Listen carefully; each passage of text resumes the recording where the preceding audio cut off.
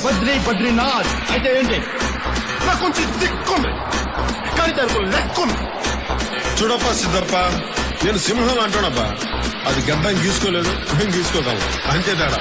మిగతాదంతా same to same.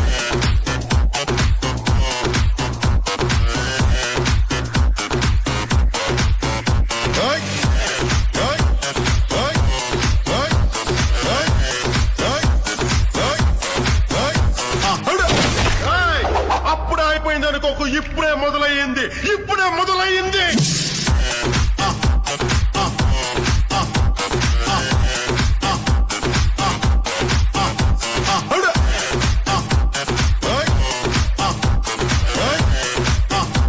మీరు భయపడతారు, నేను పెడతాను.